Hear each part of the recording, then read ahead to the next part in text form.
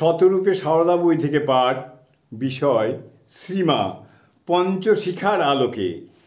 এবার পঞ্চম শিখা মহেন্দ্রনাথ গুপ্ত, যিনি শ্রীম নামে খ্যাত, এবং শ্রী শ্রী রামকৃষ্ণ কথামৃত যিনি রচনা করেছিলেন।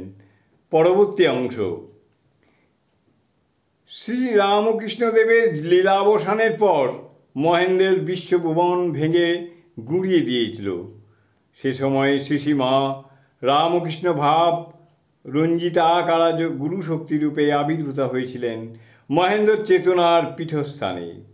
2 বছর ধরে নিকুঞ্জ দেবী তাঁদের পরিবারের মধ্যে সর্বপ্রকার শ্রী শ্রী মায়ের কাছে মন্ত্র দীক্ষা লাভ করেন, এবং তারপর পরিবারের অনেক ব্যক্তি শ্রী শ্রী মায়ের কৃপা লাভ করেন। এমনকি মহেন্দ্র ও শ্রী শ্রী মায়ের মন্ত্র দীক্ষা লাভ করে ধন্য হন।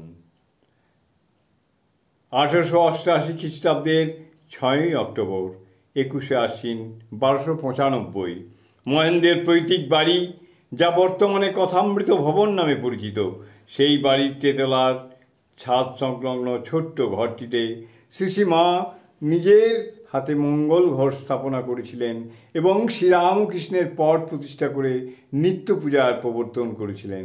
জয় মা, জয় মা।